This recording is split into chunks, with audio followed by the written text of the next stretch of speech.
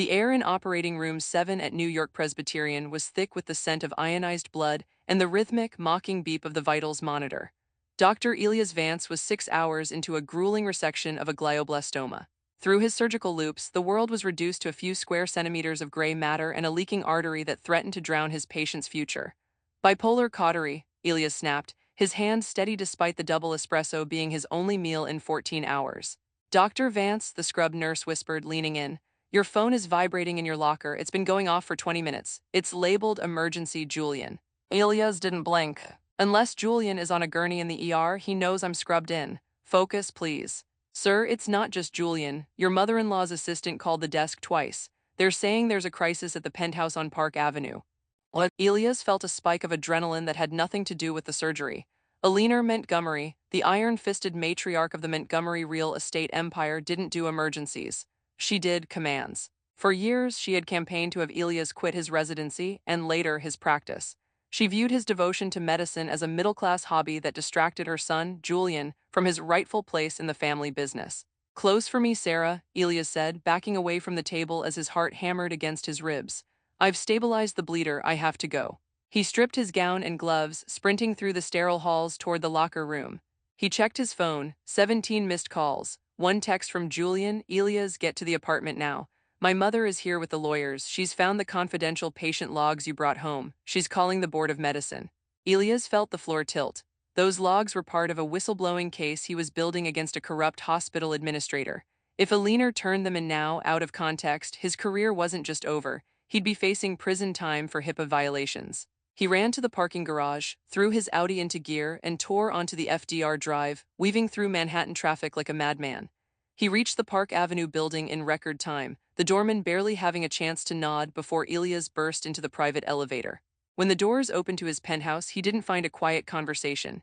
He found Julian standing in the center of the living room, looking paralyzed, while Eleanor sat on a velvet sofa, a stack of stolen files spread across the coffee table like a winning poker hand. You're late, Elias, Eleanor said, her voice a cold, refined purr. But then again, you always have been a man who prioritizes strangers over his own family. Those files were locked in my private study, Eleanor, Elias said, his voice trembling with a mixture of exhaustion and fury. That's breaking and entering, that's theft. Eleanor Montgomery didn't even look up as she flipped through a page of surgical notes. In this building, I own the deed to this penthouse, Elias. One cannot break into property they legally hold title to. I was simply doing a routine inspection of my son's home while he was neglected, and look what I found. Evidence of gross professional misconduct. Elias turned to Julian, who was staring out the floor-to-ceiling windows at the skyline of the Upper East Side. Julian, are you really letting this happen? You know why I have those files. I'm trying to stop people from dying because of the hospital's budget cuts. Julian turned around, his face a mask of exhausted neutrality. Elias, I told you months ago to stop this crusade. My mother warned me you were bringing work home that could destroy our reputation. I can't get in the middle of this again. The middle, Elias shouted. There is no middle, she is trying to disbar me. She's trying to take away my life's work. Your life's work is an inconvenience to this family, Eleanor interrupted, standing up. Her Chanel suit was pristine, a sharp contrast to Elias' wrinkled scrubs. Julian needs a partner who is present at the philanthropic boards, not someone who smells of antiseptic and spends Christmas in an ICU. I've already contacted my lead counsel. They are preparing a statement for the New York State Board. You will resign by midnight, or I will ensure you never touch a scalpel in the United States again. Julian stepped forward, putting a hand on his mother's shoulder, then looking at Elias. Maybe a break is what we need, Elias. If you just cooperate, she'll make the files go away. We could go to the estate in the Hamptons just for a few months. Elias looked at his husband, the man he thought was his partner, and saw only a coward. You're staying neutral while she executes me. You're a bystander to your own marriage, Julian. Suddenly, the heavy oak front doors of the penthouse were kicked open with a thunderous bang. 3 men in dark suits and surgical masks stormed in, but they weren't lawyers. One held a high-powered tactical rifle, and the other 2 carried a heavy black medical bag. Everyone on the ground, the lead man screamed. The luxury of Park Avenue shattered in a heartbeat. As the man pointed the rifle at Eleanor's head, Elias realized the emergency had only just begun. The lead gunman kicked the coffee table, scattering the stolen medical files across the white marble floor. Julian let out a stifled cry and dropped to his knees, his hands behind his head. Eleanor, for the first time in her life, looked speechless, her face turning a sickly shade of ash. Which one of you is the surgeon? The gunman demanded, his eyes darting between Julian and Elias. Elias stood his ground, though his knees felt like water. I'm Dr. Vance. What is this? If you want the Montgomery jewelry, it's in the safe behind the painting. Take it and go. The gunman laughed, a hollow, metallic sound behind his mask. We don't want your stones, doctor. We have a patient who needs a miracle, and the hospital is too crowded with witnesses. My employer said you were the best in New York. Tonight, you're going to prove it. The other two men dragged a gurney into the foyer. On it lay a man, barely 20 years old, his head wrapped in a blood-soaked towel. The boy's breathing was ragged, the sound of a death rattle beginning to settle in his throat. He took a graze to the temple, but the pressure is building, the gunman said, shoving Elias toward the gurney. He's got 10 minutes before his brain turns to mush. Fix him. Here, Elias gasped. I don't have a sterile field, I don't have an anesthesiologist. This is a penthouse, not a level 1 trauma center. If I open his skull here, he'll die of an infection before morning. The gunman pressed the warm barrel of the rifle against Julian's temple. Then your husband dies in the next 5 seconds. Choose. Julian looked up at Elias, tears streaming down his face. Elias, please do what they say, please. Elias looked at Alina. She was watching the scene with a terrifying, calculated intensity. She wasn't just scared, she was observing. Do it, Elias, she whispered. Save the boy, use those hands for something useful for once. Elias opened the black bag they had brought. To his horror, it wasn't a standard surgical kit. It was a collection of stolen tools from a hardware store, a power drill, a set of pliers mixed with a few vials of stolen morphine. I need the kitchen island cleared, Elias commanded, his voice switching into surgeon mode as a defense mechanism. Julian, get every clean white towel we own. Alina, get the highest proof vodka or rubbing alcohol in this house. Now. As they scrambled to obey the gunman's orders, Elias looked down at the patient. As he pulled back the blood-soaked towel, his heart stopped. The boy wasn't a random criminal. He was Leo Montgomery, Julian's younger brother who had supposedly disappeared in Europe 3 years ago. Elias stared at the boy's face, the resemblance to Julian unmistakable. Leo, he whispered. Julian dropped the stack of towels he was carrying, his eyes widening. Leo, my God, he's alive. Mom, you said he died in that accident in Paris. Alina stood frozen by the bar, a bottle of expensive vodka in her hand. Her eyes weren't filled with a mother's relief. They were filled with a dark, shimmering hatred. He was supposed to stay gone, she hissed, so low only Elias could hear her. He's a stain on this family, Elias, a drug-addled liability. He's your son, Elias snapped. He's a ghost, Alina retorted. And if he survives tonight, he will drag the Montgomery name into the gutter with his debts and his filth. Think very carefully, Elias. You wanted to save your career. If Leo fails to make it through this surgery, I will burn those files. I will give you and Julian $10 million. You can walk away from all of this. You want me to murder your son? Elias felt a wave of nausea. The gunman stepped forward, sensing the hesitation. Stop talking. The kid's pupils are blown. Drill now. Elias didn't have a choice. He doused the drill bit in vodka and signaled Julian to hold Leo's head still. The sound of the drill biting into bone filled the million-dollar penthouse, a gruesome, jarring noise that drowned out the sound of the wind whipping against the windows. As the pressure released and blood began to spray onto Elias' scrubs, the lights in the penthouse suddenly flickered and died. The backup generators hummed, but only the emergency floor lights came on, casting long, demonic shadows across the room. What was that? The gunman yelled, turning toward the window. A red laser dot appeared on the gunman's chest. A second later, the massive floor-to-ceiling window shattered inward in a rain of glass. A flashbang grenade rolled across the floor, detonating with a blinding light and a deafening roar. Elias felt himself thrown back by the blast. Through the ringing in his ears, he heard the rapid-fire pop-pop-pop of suppressed weapons. Men in tactical gear rappelled from the roof, crashing into the living room like shadows. Secure the target, a voice barked. Elias crawled through the glass shards toward Leo, who was still bleeding out on the kitchen island. He reached for the boy's pulse, but a heavy boot stepped on his hand. He looked up into the visor of a tactical helmet. Dr. Vance, the soldier said, his voice distorted by a comms unit. You're coming with us. The client doesn't want the boy saved. He wants the boy's memories. The boy's memories, Elias gasped, clutching his bruised hand. He's a human being, not a hard drive. He needs a hospital. The soldiers ignored him. Two of them scooped Leo's limp body off the island and strapped him into a portable transport unit. They didn't care about the surgery or the half-drilled hole in his skull. They were treating him like cargo. Julian scrambled toward them. Where are you taking my brother? Who are you? One of the soldiers backhanded Julian with the butt of a rifle, sending him sprawling across the floor. Stay down, civilian. This is a matter of national security and corporate interest. Alina Montgomery stood amidst the broken glass, remarkably calm. She straightened her jacket and looked at the lead soldier. You're late. I expected you 5 minutes ago. The doctor was starting to get ideas.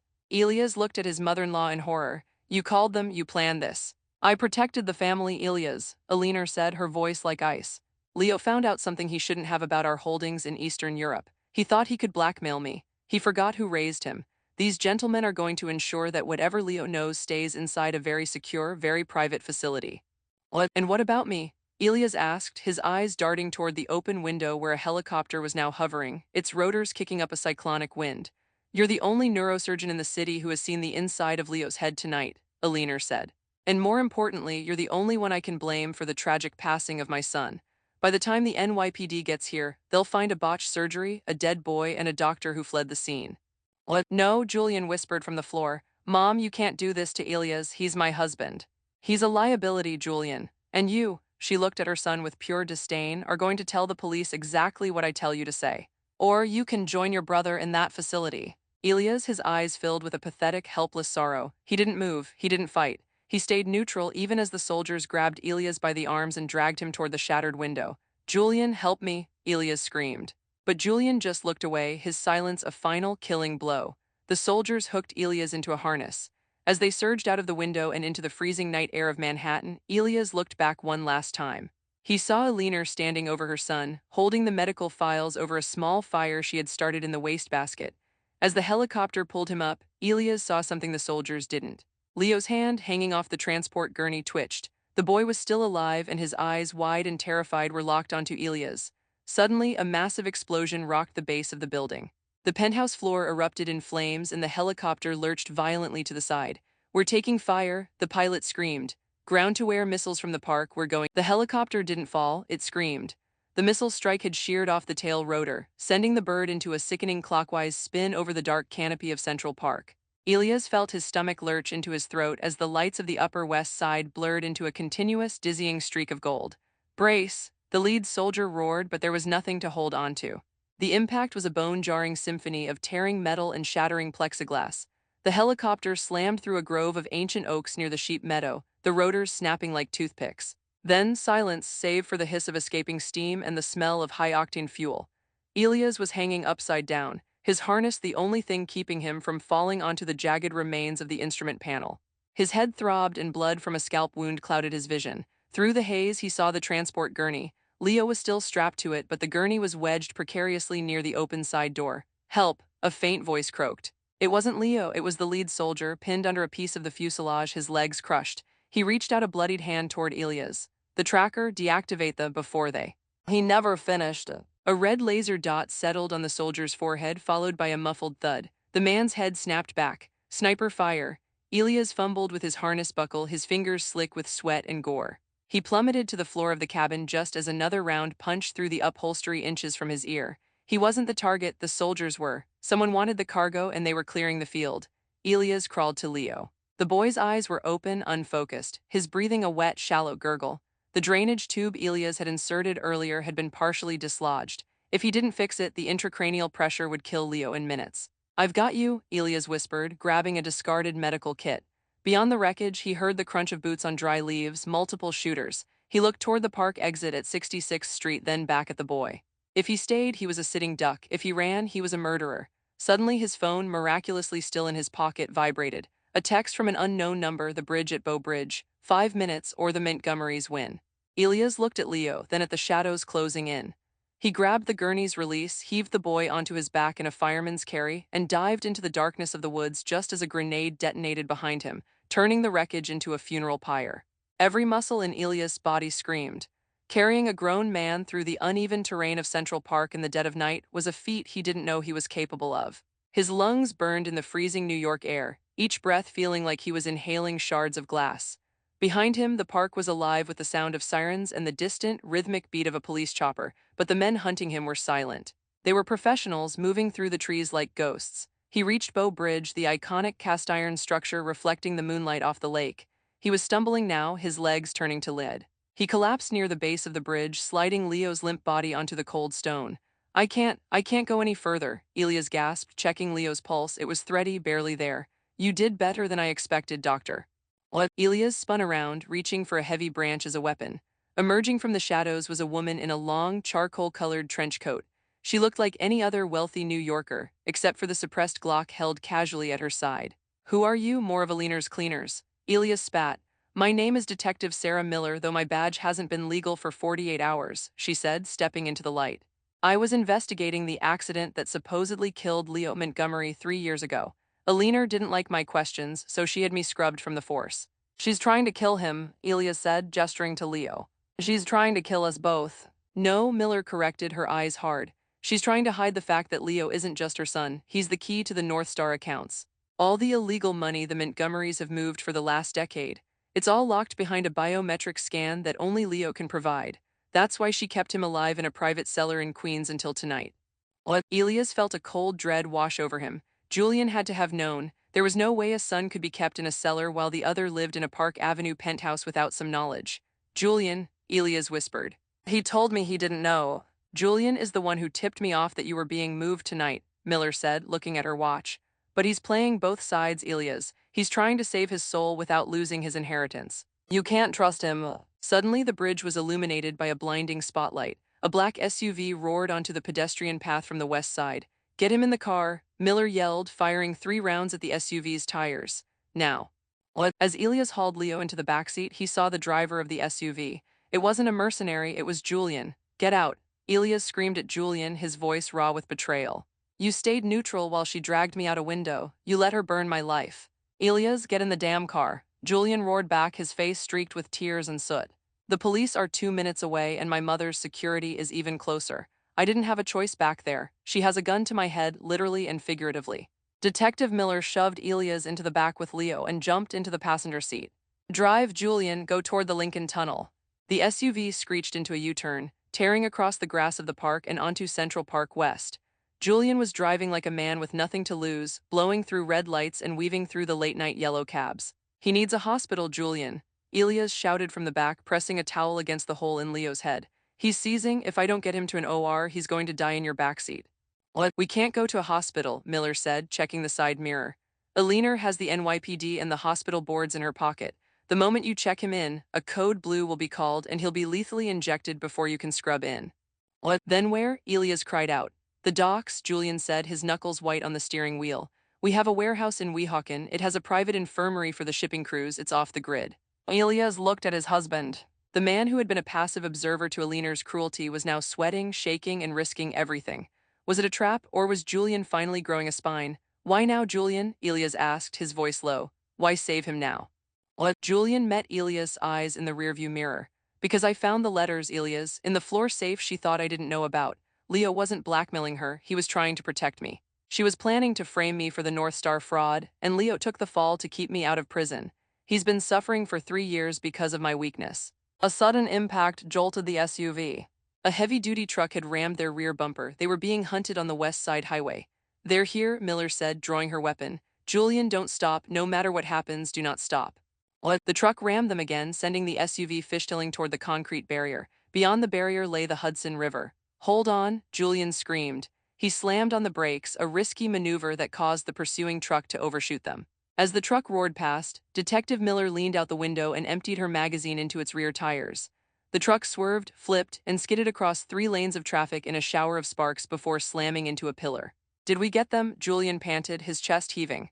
For now, Miller said, reloading, but Alina doesn't send just one team. We need to disappear into the tunnel. They plunged into the fluorescent yellow glow of the Lincoln Tunnel. The hum of the tiles in the confined space felt like a tomb. Elias looked down at Leo. The boy's skin was turning a translucent blue. He's crashing, Elias said, his voice dropping into a terrifyingly calm professional tone.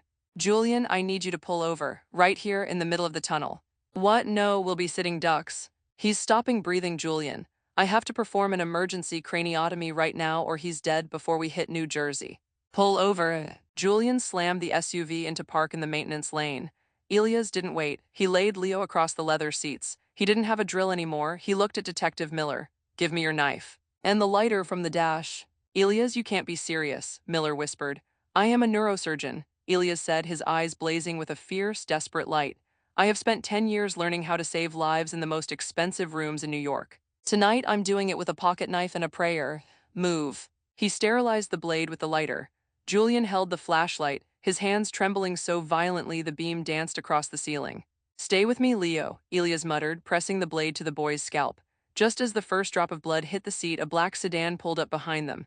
A man stepped out wearing a suit that cost more than the SUV. He wasn't holding a gun, he was holding a phone.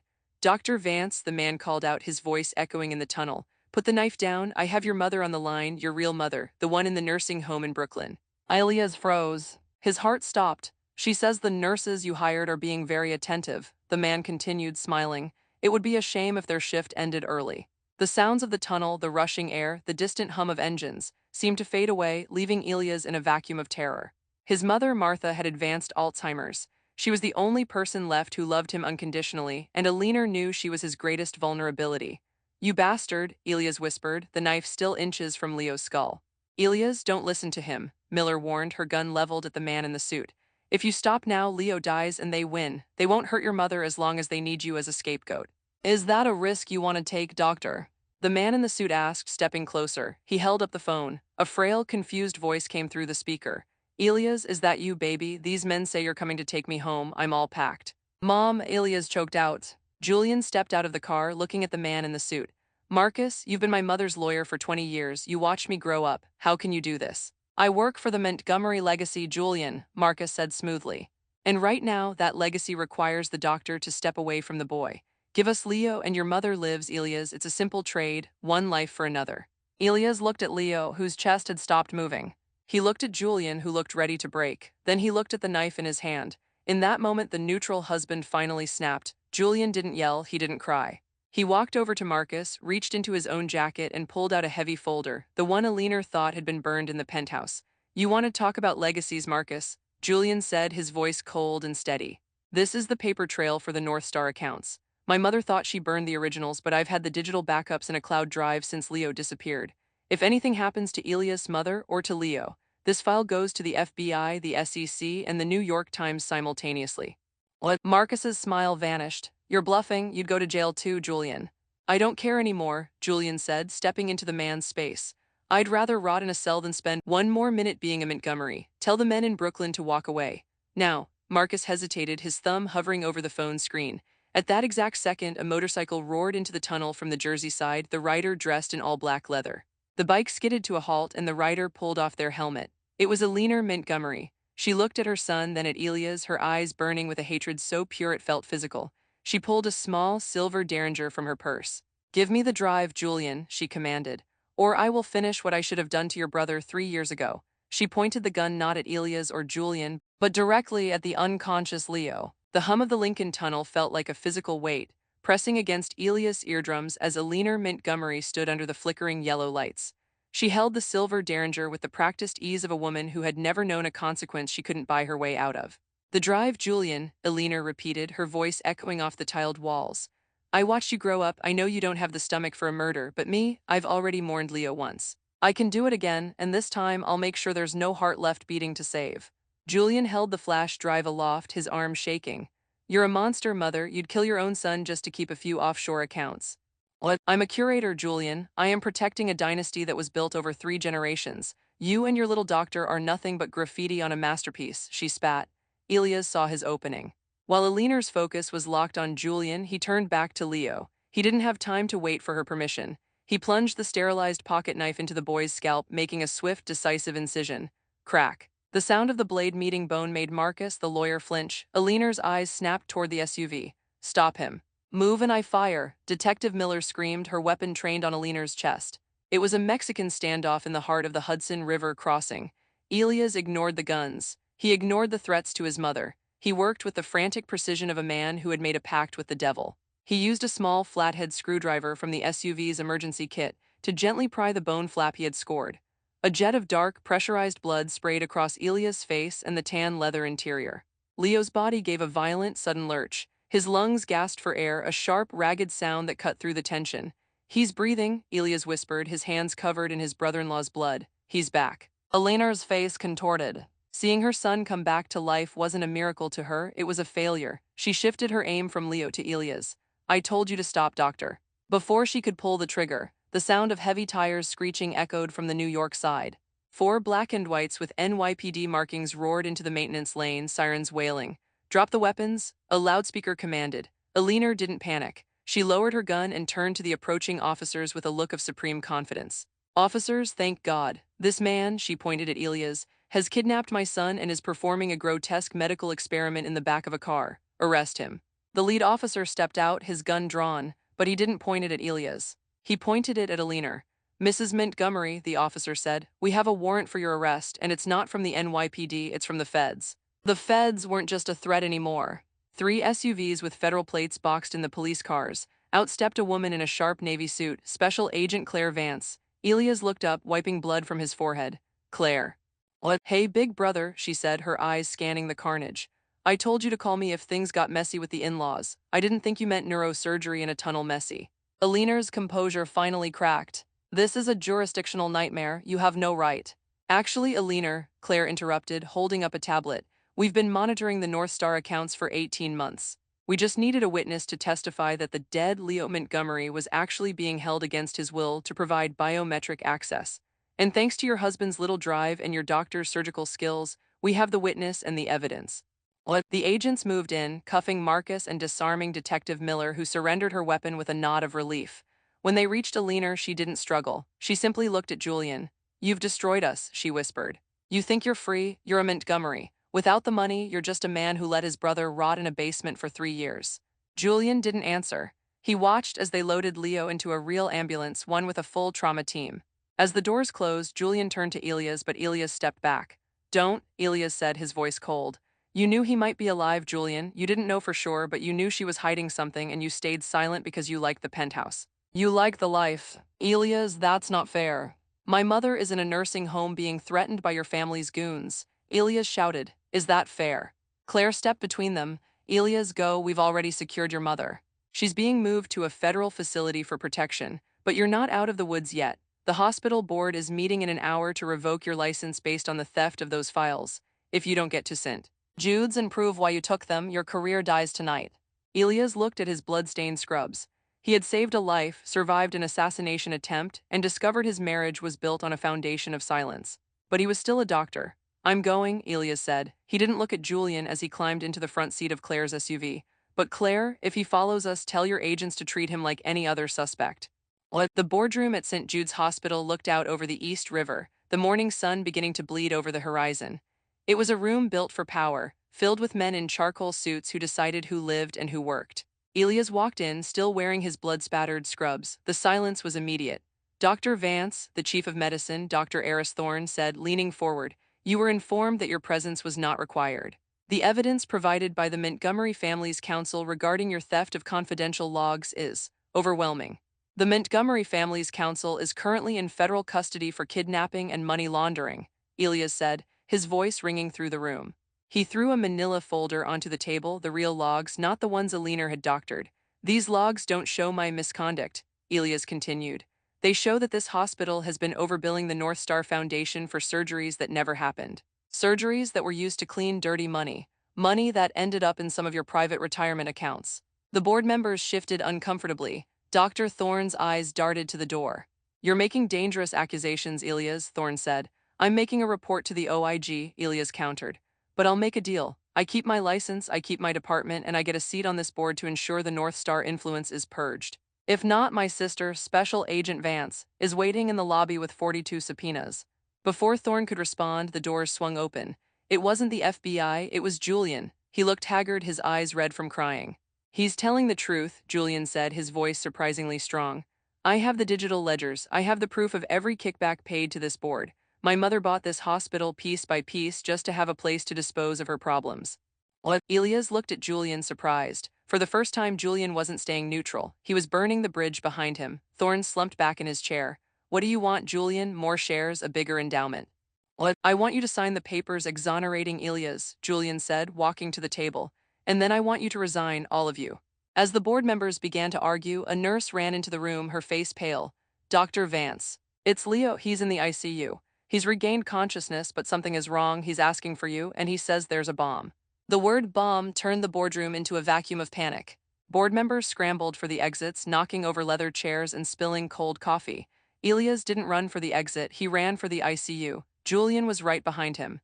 "Elias, wait." Julian shouted as they sprinted through the sterilized halls.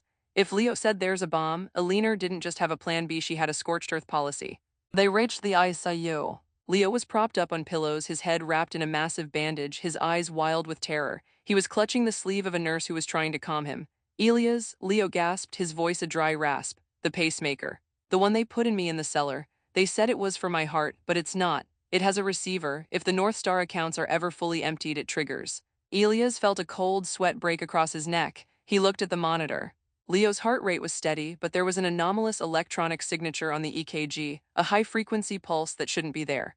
It's an internal IED, Elias whispered, horror dawning on him. It's not in the building. It's inside him.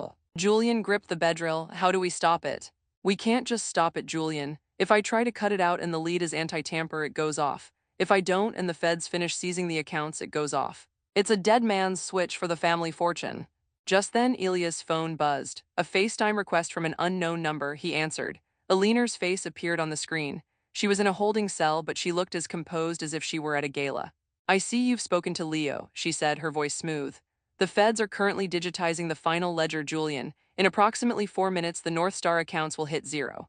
And my little disappointment of a son will finally be of use to the family, as a very loud reminder of what happens when you betray me. Mom, stop it, Julian screamed at the screen. Call them, give them the override code. What? There is no override, Julian, Elena said, a thin, cruel smile touching her lips. I built this family on loyalty. Since there is none left, there is no need for a family. Goodbye, boys. The screen went black. Elias looked at the clock. 3 minutes and 42 seconds. I need a magnet, Elias barked at the nurse. A powerful one from the MRI suite, and get me a lead-lined apron, now. The ICU was being evacuated. Bedbound patients were being wheeled out by frantic staff, but Elias stayed pinned to Leo's side. Elias, you have to go, Leo whispered, tears leaking from the corners of his eyes. You saved me once tonight. Don't die for me twice. Shut up, Leo, Elias said, his hands flying as he prepped a local anesthetic. Julian, hold his shoulders. If he moves even a millimeter, the magnet could shift the device and trigger the tilt sensor. What? Julian was white as a sheet, but he didn't move. He reached out and took Leo's hand. I'm not leaving you again, Leo, never again. The nurse arrived with a heavy, industrial-strength magnetic block and a lead vest. Elias draped the vest over Leo's chest, trying to create a makeshift Faraday cage to dampen the signal from the pacemaker's receiver. 2 minutes, Julian whispered, staring at the wall clock. Elias made the first incision into Leo's chest, right over the bulge of the device. His hands, the hands that had been through a crash, a kidnapping, and a tunnel surgery, were now perfectly, terrifyingly still. He reached the device. It was small, sleek, and bore the Montgomery shipping logo. A small red LED was blinking faster and faster. The signal is getting through the lead, Elias said, his voice tight. The magnet, Julian. Place it exactly over the LED. It might jam the internal relay. As Julian lowered the magnet, the LED turned a solid, angry red. The EKG monitor began to wail. Leo's heart rate spiked to 180. It's sensing the interference, Elias yelled. It's going to trigger early. Outside in the hallway, the sound of federal agents shouting echoed through the vents. We've got the final encryption key. Closing the accounts now. No, wait. Julian screamed, but it was too late. The red light on the device stopped blinking. It went dark. For 3 heartbeats, the world stood still. Elias held his breath, his scalpel poised over the wires. Julian closed his eyes, bracing for the blast. Leo sobbed once. Then a small metallic click echoed from inside Leo's chest. Elias didn't wait to see if it was a dud. He sliced the primary lead and yanked the device out, throwing it into a heavy biohazard container and slamming the lid. Seconds later, a muffled thud vibrated through the container, followed by a puff of acrid smoke leaking from the seal. The blast was contained, but the heat melted the plastic instantly. Elias collapsed against the wall, his lungs finally remembering how to breathe. Leo was alive. Julian was shaking. But as Elias looked at the door, he saw Special Agent Claire Vance standing there, her face grim. Elias, she said, we got the money, we got a leaner, but we just got a call from the nursing home. Elias' heart sank. My mother. What? She's gone, Elias. She wasn't kidnapped. She walked out the front door with a man who claimed to be your husband. Elias turned to Julian, his eyes wide with a new, sharper kind of horror. Julian was still holding Leo's hand, but he wouldn't meet Elias' gaze. The ICU, once a theater of life-saving tension, suddenly felt like a tomb. Elias stared at Julian, who remained hunched over Leo's bed. The silence between them was no longer the silence of relief. It was the heavy, suffocating silence of a long con finally coming to light. Julian, Elias said, his voice a low, dangerous tremor. Claire just said a man claiming to be my husband walked my mother out of her facility. You've been with me all night, so who the hell did I give my power of attorney to? Julian finally looked up. The tears were gone, replaced by a chilling, flat exhaustion. Elias, I told you, my mother doesn't do Plan BS. She does contingencies. If I didn't get her the drive, she had a backup plan. If I did get her the drive, she had a backup plan. That doesn't explain where my mother is, Elias roared, stepping toward him. I sent Marcus, Julian whispered.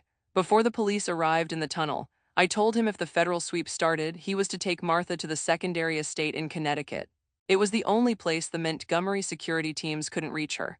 I was trying to protect her from the feds, Elias. If they take her as a material witness, she'll die in a holding room. She needs her meds, her routine. You kidnapped her, Elias realized, the betrayal cutting deeper than any scalpel. You didn't trust me and you didn't trust your sister-in-law. You took my mother as a bargaining chip. I took her as insurance. Julian stood up, his face hardening. Insurance that you wouldn't let Claire throw me in a cell next to my mother once the North Star accounts were settled. I know how the Vance family works, Elias. You're all about the law until it's your own blood on the line.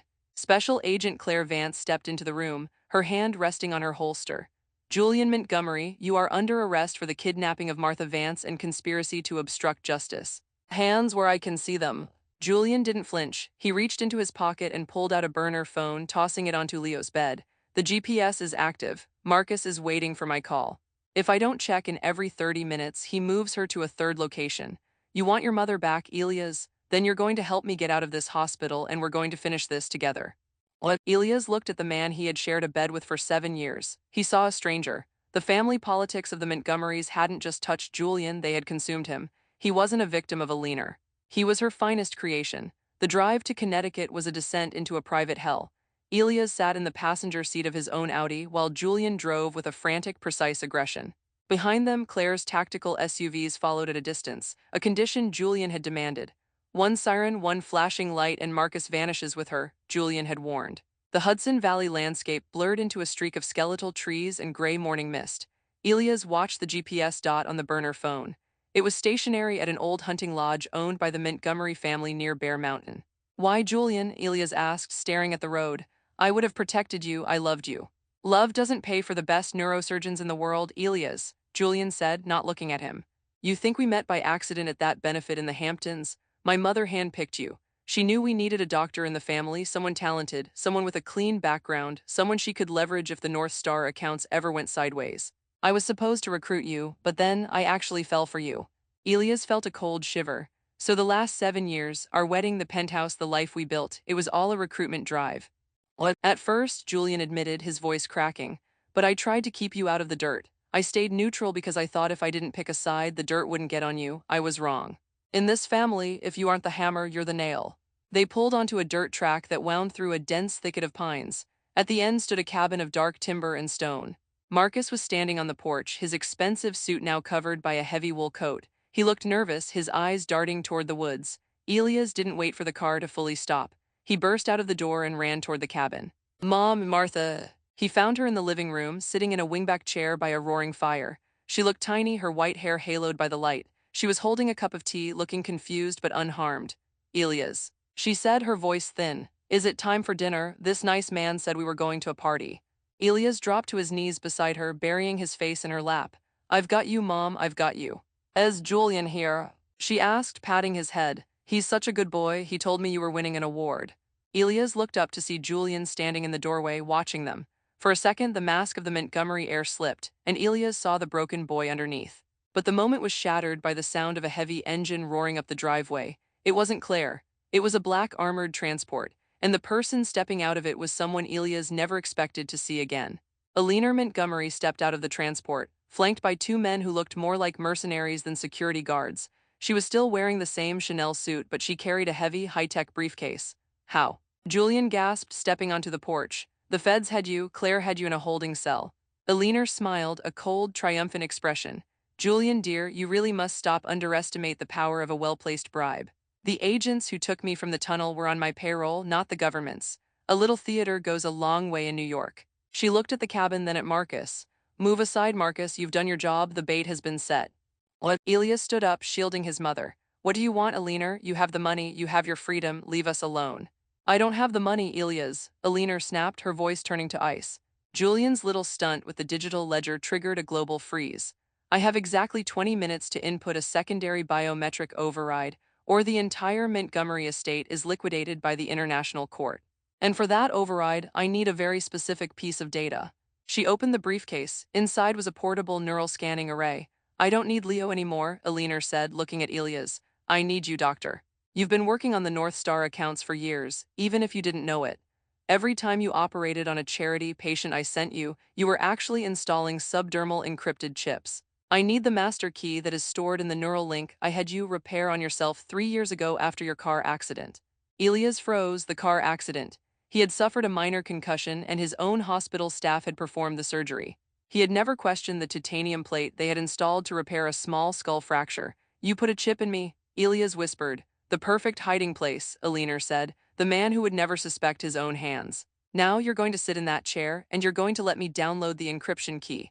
Or I'll have my men show your mother what a Montgomery liquidation really looks like. Julian stepped between his mother and the door. No, I won't let you do this. You've taken enough from him. Step aside, Julian, Alina warned. Or I'll remind you that you're only the heir because I haven't decided to replace you yet. The air in the cabin was thick with the smell of wood smoke and impending violence. Julian didn't move. He looked at Elias, then at his mother, and for the first time in his life he didn't look for a middle ground. You want the key, mother. Julian said, his voice dropping to a whisper. Then you'll have to go through me, and I'm not the weak son you remember. Julian lunged at the lead mercenary, grabbing for the man's sidearm. The room exploded into chaos. Marcus dived behind the sofa, while Elias threw himself over his mother, shielding her from the inevitable gunfire. A shot rang out, shattering a window. Julian and the mercenary tumbled out onto the porch, locked in a desperate struggle. Alina didn't flinch. She picked up the neural scanner and walked toward Elias. I don't need you alive for the scan, Elias, she said calmly. I just need your brain to be warm. Now sit down. Elias looked at the fire iron resting by the hearth. He was a man of science, a man of healing. But as he looked at the woman who had turned his life into a clinical trial, a dormant rage finally erupted. He grabbed the iron and swung. Alina dodged with a grace that belied her age, the scanner falling to the floor with a heavy thud. Arrogant little worm, she hissed. Outside, a second shot echoed, followed by a scream. Elias' heart stopped. Julian, he scrambled toward the door, but Alina grabbed his arm with surprising strength. He's gone, Elias, focus on the living. Just as she raised a small, hidden needle toward Elias' neck, the front door was kicked off its hinges. Special Agent Claire Vance stood there, her tactical team flooding the room like a tidal wave. Drop it, Claire screamed. Alina froze, the needle inches from Elias' jugular. She looked at the red laser dots dancing across her chest. She looked at Elias, then at the fallen scanner. Slowly, she raised her hands. You're too late, Agent, Alina said, her voice dripping with venom. The countdown has already begun. Without the override, the North Star servers will self-destruct in 5 minutes. Every hospital, every shipping lane, every charity linked to our name, it all goes dark. Thousands will die. I'll take that risk, Claire said, gesturing for her team to cuff her. Elias didn't wait to hear the rest. He pushed past the agents and ran onto the porch. Julian was slumped against the railing, his hand clutching his side. Blood was blooming like a dark rose through his shirt. Julian, Elias collapsed beside him, his hands instantly moving to the wound. It was high near the liver. Stay with me, don't you dare close your eyes. Julian coughed, blood flecking his lips. Did you get her? Claire has her. We're going to get you to St. Jude S. We're going to fix this, Elias sobbed, pressing his scarf against the bleeding. Elias. Julian reached up, his fingers trembling as he touched Elias' cheek. I'm sorry for everything. I should have chosen you sooner. Don't talk like that. You're going to be fine, Elias said, though his professional mind was already calculating the blood loss. It was too much. They were too far from the city. Listen to me, Julian gasped, his eyes focusing with a sudden, sharp clarity. The chip, in your head, it's not just an encryption key, it's the proof. My mother didn't just hide money. She hid the names of every politician and CEO she bought. If the servers destroy themselves, the names vanish. You have to let them scan you before it's too late. I don't care about the names, Julian, I care about you. I'm the last piece of the Montgomery legacy, Elias, Julian whispered, his voice growing fainter as the light began to fade from his eyes. And I want that legacy. Dead, use the key, destroy her, promise me. Julian's hand slipped from Elias' face, his head lolling back against the timber. Julian, Elias screamed into the cold mountain air, but the only response was the distant, haunting cry of a hawk. In the cabin, Claire came out, her face pale. Elias, we have to move. The servers are starting to purge. We need the scan. Elias looked at the man he had loved, the man who had finally stopped being neutral, only to pay the ultimate price for it. He looked at his hands, covered in the blood of his family. He stood up, his eyes turning as hard as the titanium plate in his skull. Get the machine, Elias said, his voice a cold, dead rasp. I'm going to finish this. He walked back into the cabin, past his terrified mother, past the handcuffed Alina, and sat in the chair. He wasn't a doctor anymore. He was a weapon. As the scanner hummed to life, connecting to the chip in his brain, a digital countdown on Aliner's briefcase reached 10 seconds. "You'll burn with me, Elias," Aliner whispered from the corner. "No, Aliner," Elias said, looking her straight in the eye. "I'm the one who's going to turn the lights out." The neural scanner roared with a high-pitched whine that vibrated through Elias' jawbone. As the data surged from the chip in his skull to the federal servers, his vision fractured into a kaleidoscope of digital ghosts. He saw the North Star not as a bank account, but as a spiderweb, thousands of names, bank routing numbers, and signed confessions of men who had sold their souls to Aliner Montgomery. "The upload is at 60%. Claire shouted over the digital scream of the machine. "The purge is slowing down, Elias, hold on." Elias felt a searing heat behind his eyes.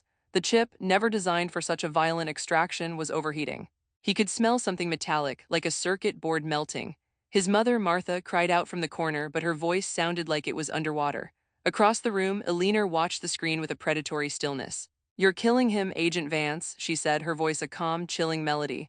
"That chip was a prototype. If you force the final handshake, his prefrontal cortex will cook. Is justice worth your brother's mind?" Claire hesitated, her hand hovering over the abort command. "Elias, can you hear me?" Elias couldn't speak, but he looked at the porch where Julian's body lay. He thought of the 7 years of lies, the basement where Leo had been broken, and the way his own hands had been used as a vault for a criminal empire. The neutrality that had defined his marriage was gone. He was choosing a side. He reached out and slammed his hand down on the confirm button, bypassing the safety protocols. A white-hot flash erupted in his mind. For a split second, Elias felt every secret of the Montgomery family, every bribe, every murder, every betrayal, flow through his consciousness like a river of acid. Then the scanner emitted a long, flat tone. "Handshake complete," the computer voice droned. "Server secured, purge neutralized." Elias slumped forward, the scanner falling from his head. He gasped for air, his vision swimming in shades of red. "We got it," Claire whispered, staring at the monitor. "We got all of it, every single one of them is going down." Aliner Montgomery's face didn't crumble. She simply closed her eyes and tilted her head back. "Then the masterpiece is finished," she whispered, "and I am the only one who knows how it ends." The aftermath was a blur of flashing blue lights and the cold, clinical efficiency of the FBI. Elias sat on the back of an ambulance, a shock blanket draped over his shoulders. His mother was safely tucked inside a government vehicle, her memory loss finally a mercy. She would never have to remember the blood on the porch. "Elias," Claire said, walking over with a tablet.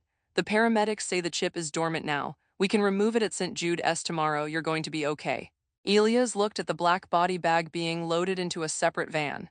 "As he, Julian saved our lives, Elias, but the feds found a secondary file on that flash drive he gave you. He didn't just give us Aliner's secrets, he gave us his own. He confessed to every crime he committed while staying neutral. Even if he had lived, he would have spent the rest of his life in prison." Elias felt a hollow ache in his chest. Julian hadn't just been a victim. He had been a participant who waited too long to find his conscience. Their entire life had been a beautiful house built over a graveyard. Suddenly, a commotion erupted near the transport van. One of the mercenaries who had been handcuffed was shouting, she took the pill." Elias bolted upright. He ran to the van where Aliner was being held. He shoved past the guards and ripped open the door. Aliner Montgomery was slumped against the wall, a faint scent of bitter almonds clinging to her breath. A small, crushed capsule lay on the floor. She was already pale, her breathing shallow and thready. "Aliner, look at me." Elias grabbed her pulse. It was erratic, failing. She opened her eyes, a final spark of defiance gleaming in the dark pupils. "You, one doctor," she wheezed, "but look at what you have left. No husband, no career, just a mother who doesn't know your name." "I have the truth," Elias spat. "The truth is, a lonely room," she whispered. Her hand twitched once, then fell still. The matriarch of the Montgomery Empire was dead, choosing to exit on her own terms rather than face the graffiti of a courtroom. Elias stepped back, feeling no victory, only an overwhelming sense of exhaustion. 1 week later, New York City felt different. The headlines were a nonstop barrage of the Montgomery meltdown. The real estate market was in a tailspin, and half of the hospital board at St. Jude's had been indicted. Elias stood in the ICU, looking through the glass at Leo. The boy was awake, his head still bandaged, but he was color-coding a set of files. He looked stronger, the light of a survivor finally returning to his eyes. "He's going to make a full recovery, doctor," Sarah Vance said, stepping up beside her brother. "Physically, at least. He's already volunteered to be the star witness for the SEC. "And the money?" Elias asked. "The Montgomery assets are being seized to pay back the victims of the North Star fraud. Leo is keeping enough for his own medical care, but he's liquidating the rest into a trust for the families Aliner stepped on." Elias nodded. He felt like a ghost in his own hospital. He had been exonerated, his license restored with honors, but the smell of antiseptic now made his stomach turn. Every time he picked up a scalpel, he saw the kitchen island on Park Avenue. I'm leaving, Claire, Elias said. What? St. Jude's is offering you the chief of neurosurgery. You're a hero. I'm a man who spent 7 years loving a lie, Elias said, looking at his hands. I need to find out who I am when I'm not a Montgomery asset. I'm taking Mom to a small clinic in Vermont. Somewhere quiet, somewhere with no boardrooms and no penthouses. And the penthouse, I signed it over to the city for low-income housing, Elias said with a small, weary smile. A leaner would have hated that the most. As he turned to leave, a nurse handed him a small, sealed envelope. This was found in Julian's personal effects, Dr. Vance. It's addressed to you. Elias took the letter, his heart hammering. He waited until he was in the quiet of the hospital chapel to open it. The letter was written on heavy, cream-colored stationery, the kind the Montgomerys used for everything from gala invitations to death threats. But the handwriting was Julian's, frantic, messy, and honest. Elias, if you're reading this, the neutrality has ended. I knew when I married you that I was bringing a wolf into your home. I thought I could tame the wolf. I thought if I just stayed quiet, the wolf wouldn't bite you. I was wrong. Silence isn't protection, it's permission. By staying neutral between you and my mother, I gave her the weapon to destroy us both. I saw what she was doing to Leo, and I was too afraid of losing the view from the penthouse to stop her. That is my greatest sin. I loved you, Elias. In the moments when we were just us, without the hospital, without the family name, I was a real man. But a real man doesn't let his husband carry his secrets. I have left a digital key at the bottom of this envelope. It leads to the one thing my mother couldn't track, the offshore account I set up for your mother's care. It's clean money earned from my own investments. Use it to give her the life she deserves. Don't look for me in the wreckage. Look for the man I should have been. Yours always, Julian. Elias gripped the letter, the paper crinkling under his touch. He felt a sudden, sharp sob escape his throat. He had spent years resenting Julian's neutrality, but he realized now that Julian had been a man trapped in a burning building, trying to throw Elias out of the window before the floor gave way. He looked at the digital key. It was a chance for a new life, a chance for peace. But as he stood to leave, the chapel doors swung open. A man in a dark suit stood there. He wasn't a Fed, he wasn't a mercenary. He was a lawyer Elias recognized from the rival Morty family. Dr. Vance, the man said, I apologize for the intrusion, but now that the Montgomerys are gone, there is a vacuum in New York. A very large, very dangerous vacuum. What? I'm out of that world, Elias said, his voice hard. The world doesn't care if you're out, doctor, the man said, stepping closer. You have the data, you know where the bodies are buried, and the people my employer represents. They don't like loose ends any more than a leaner did. Elias didn't flinch. He looked at the lawyer, then down at the letter in his hand. He realized then that the family politics of power never truly end, they only change names. Go back to your employer, Elias said, his voice steady and cold. Tell them that I have forwarded the entire North Star database to 3 separate servers around the globe. If I so much as trip on a sidewalk, or if my mother misses a single meal, the data is released to the public. I am the dead man's switch now. The lawyer's eyes narrowed, but he bowed slightly. A bold move, doctor. You've learned well from the Montgomerys. No, Elias said, I learned from their mistakes. Elias walked out of the hospital for the last time. He drove to the nursing home, picked up Martha, and headed north. As the skyline of Manhattan faded in his rearview mirror, he felt a strange, terrifying sense of freedom. The moral of the Montgomery legacy was written in the blood on the Park Avenue marble. Neutrality is the silent partner of betrayal. In a world of predators, standing in the middle doesn't make you a peacemaker, it makes you a target. Hatred can build empires, but it leaves nothing but ash for the heirs. Elias settled into a quiet life in the green mountains of Vermont. He worked at a small community clinic treating farmers and hikers. His hands were still the best in the country, but now they healed people who actually wanted to be saved. He never remarried. He spent his evenings reading to Martha, who sometimes called him Julian and sometimes Elias, but always looked at him with love. One evening a year later, a package arrived at his door. There was no return address. Inside was a single, framed photograph. It was a picture of him and Julian on their wedding day, laughing on a boat in the harbor. On the back, in a child's handwriting, were the words, "Thank you for the light." Elias placed the photo on the mantel. He looked at the fire, the same way he used to look into the surgical microscope. The war was over. The family was gone. And for the first time in his life, Elias Vance was not an asset, a husband, or a victim. He was simply a man, finally at peace with the ghosts he had left behind.